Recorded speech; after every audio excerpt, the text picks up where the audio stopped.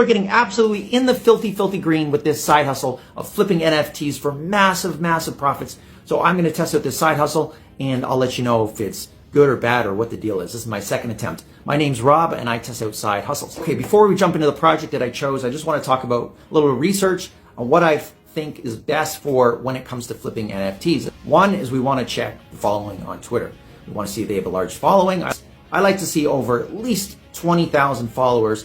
And this particular project that I found has over 50,000 followers. But not only do I want to look at the following, but I want to look at the actual engagement, because there's a lot of fake followers on Twitter. So we want to make sure that there's actually real engagement from real people. And the reason I want a lot of engagement is because I want to know that I can get a buyer if I get one of these NFTs. And the second thing I look at is I go to the actual Discord group, where there's a big community that's evolved around the NFT project.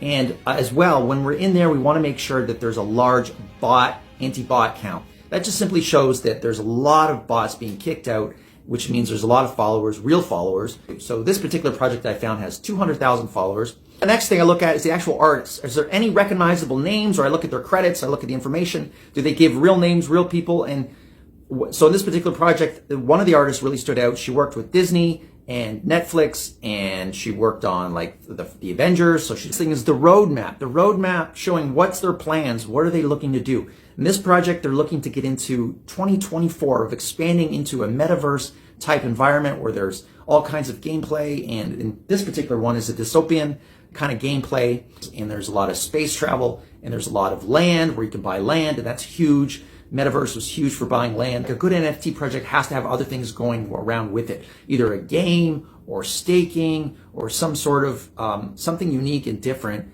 than just a JPEG. The next thing I look at is the actual art itself. Is it a copy of maybe like a previous project where it's just very similar and it's obviously just a ripoff, or is it unique? Is there something that stands out? And in this particular artwork, it had like over 200 different traits, which is huge for an NFT. Usually they don't have so many different traits. And you need to like the art because you might be stuck with the NFT for a while. But this time I'm not going to mint it. I'm actually going to wait till they're all minted, and then I'm going to shop around and I'm going to check out all the rarities and see if I can find a lower rarity for a decent price. A lot of times people will actually hold on to NFTs and they have no idea they're rare, and you can usually scoop up a good one. The minting price is 0.3 Ether, which is quite high for a project. So it already has a lot of popularity around it. It might be out of my budget. If it is, it's not a big deal. There's tons of other projects to move on.